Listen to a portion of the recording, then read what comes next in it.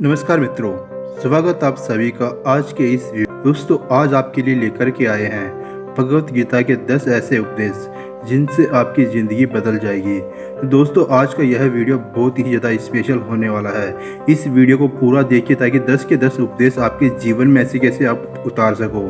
साथ ही दोस्तों, इस वीडियो को अपने फैमिली मेम्बर्स के साथ, अपने फ्रेंड्स के साथ ज़्यादा से ज़्यादा शेयर कर दीजिए ताकि भगवत गीता के 10 उपदेश सभी के पास अच्छे से पहुंच जाए। बात करते हैं सबसे पहले महाचमत्कारी उपदेश के बारे में। दोस्तों, इस सृष्टि में जो जन्म लेता है वह निश्चित रूप से मृत्यु के अधीन हो जाता है। दोस्तों, यहाँ भगवान श्री कृष्ण कहते हैं कि इस मृत्यु लोक का हर एक प्राणी, चाहे वो मनुष्य हो, पशु पक्षी हो या फिर पेड़ पौधा हो, हर सांस लेने वाला प्राणी अपने जन्म के साथ मृत्यु को भी लेकर के आता है। हर प्राणी को एक न एक दिन निश्चित क्षण पर मरना है, अर्थात अपने शरीर को त्यागना ही पड़ता है। नंबर 2, मनुष्य को सिर्फ कर्म करने का अधिकार है, फल की इच्छा ना करे। दोस्तों, यहाँ भगवान श्री कृष्ण कहते हैं कि मनुष्य को चाहिए कि फल की इच्छा त्याग कर कर्म और अपना धर्म समझकर करे। दोस्तों, क्योंकि जो भी मनुष्य फल इच्छा की प्राप्ति करता है, फल की इच्छा की प्राप्ति रखता है, उसका मन फल के बारे में सोचकर अपने कर्म और कर्तव्य से विचलित हो जाता है और उस इंसान को वो फल प्राप्त नहीं होता जिसकी उसने इच्छा की हुई होती है।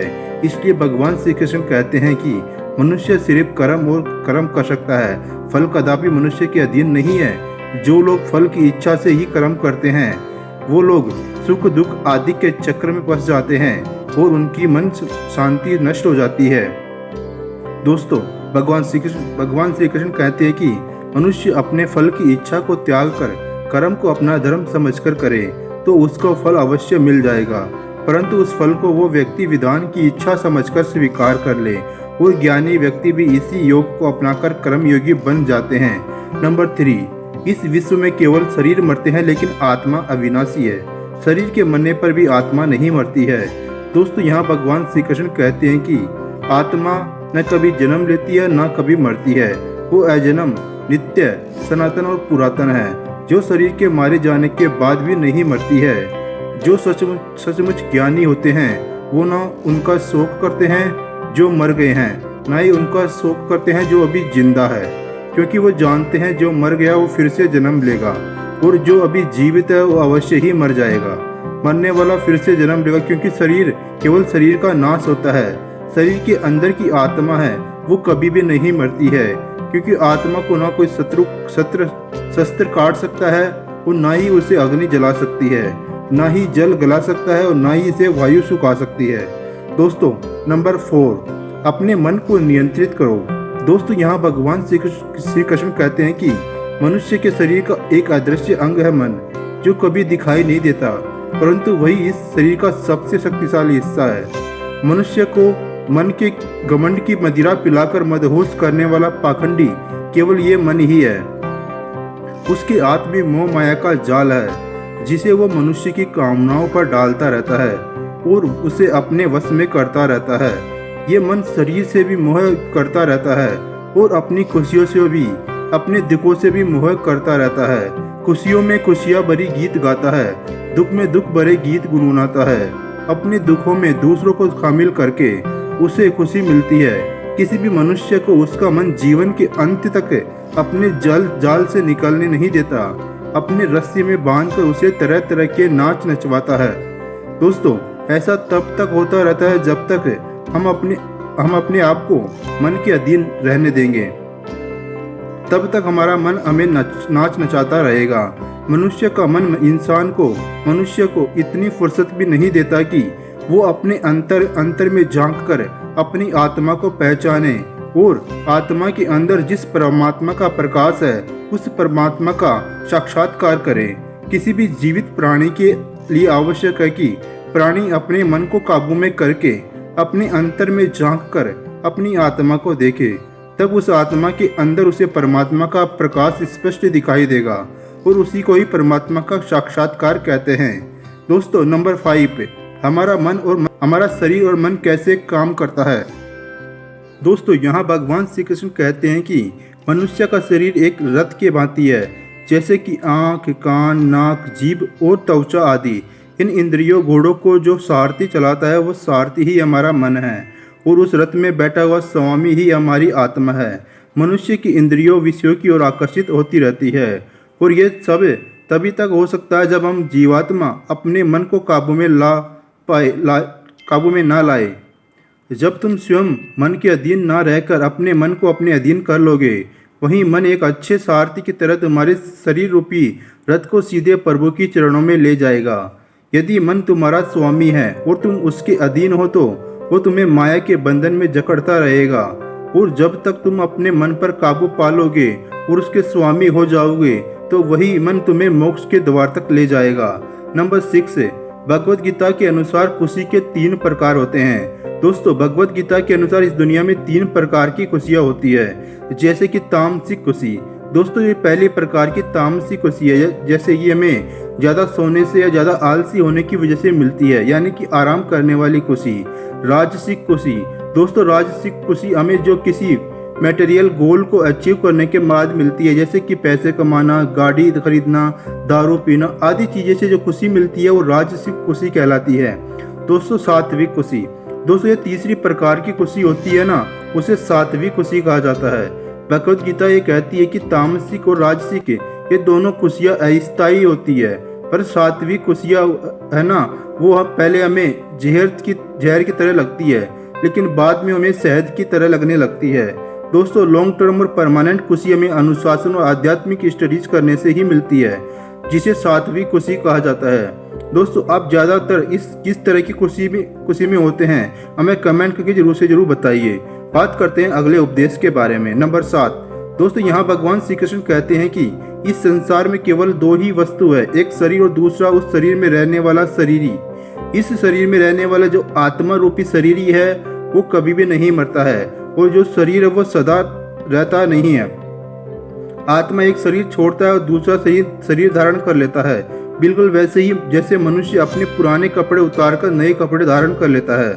आत्मा नित्य है, इसलिए वो नहीं बदलती, परंतु शरीर नाशवान है, इसलिए एक ही आत्मा के कई शरीर बदलते हैं। इसलिए हर जन्म में हमारी आत्मा नए नए शरीर धारण कर लेती है। नंबर 8, प्रारब्ध केवल मनुष्य का बनता है। दोस्तों, यहाँ भगवान श्री कृष्ण कहते हैं कि अगर कोई सांप किसी मनुष्य को अकारण काटता है तो उस सांप को उसका पाप नहीं लगेगा, और ठीक उसी तरह शेर दूसरे जानवर की हत्या करता है तो उसे उसका पाप नहीं लगेगा। या बकरी का उदाहरण लीजिए, बकरी किसी की हत्या नहीं करती है और सिर्फ घास खाती है, तो इस कारण वो पुण्य की भागी नहीं बनती। पाप पुण्य का अर्थात प्रारब्ध केवल मनुष्य का ही बनता है। दोस्तों, इसका अर्थ यह है कि अगर कोई पशु किसी की अकारण हत्या कर देता है तो उसे पाप नहीं लगेगा, लेकिन कोई मनुष्य अगर किसी भी जीवित प्राणी की अकारण हत्या कर देता है तो उसे उसका पाप लगेगा, क्योंकि इस पृथ्वी लोक पर और समस्त प्राणियों में केवल जो विवेकशील है और जो अच्छे और बुरे की पहचान रख सकता है वो मनुष्य को छोड़कर कोई और प्राणी ऐसा नहीं कर सकता। इसलिए जब मनुष्य अपने पाप पुण्य जब भोग लेता है तो उसे फिर से मनुष्य की योनि में भेज दिया जाता है। दोस्तों, उपदेश नंबर 9, एक ही कर्म किसी के लिए पाप बन जाता है, दूसरे के लिए पुण्य बन जाता है। दोस्तों, एक मनुष्य किसी कमजोर और बूढ़े व्यक्ति का धन लूटने के लिए उसकी हत्या कर देता है तो उस व्यक्ति को निश्चित ही उसके द्वारा किए गए कर्म का पाप लगता है। और यदि दुष्ट मनुष्य किसी स्त्री के साथ जबरदस्ती बलात्कार करने की कोशिश कर रहा है तो उस स्त्री की रक्षा के लिए अगर कोई व्यक्ति उस दुष्ट मनुष्य की हत्या कर देता है तो उसे उसका पाप नहीं लगता है बल्कि पुण्य लगता है।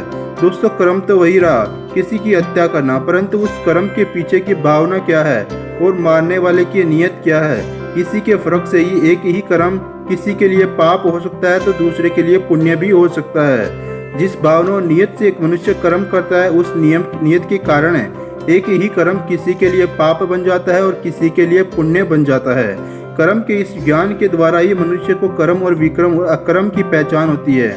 दोस्तों, इसका अर्थ यह है कि मनुष्य जब निष्काम भावना से कर्म करता है तो उस कर्म का फल उसे अब नहीं भोगना पड़ता।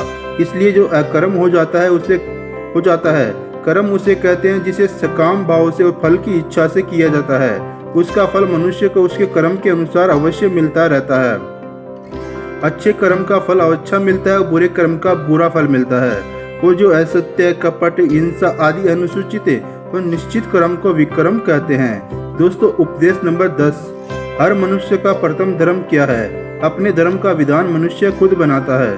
दोस्तों, इसका अर्थ यह है कि भगवान श्री कृष्ण कहते हैं कि धर्म का जो विधान है, अगर उसे किसी दूसरे व्यक्ति ने बनाया हो तो तुम्हारा धर्म नहीं हो सकता।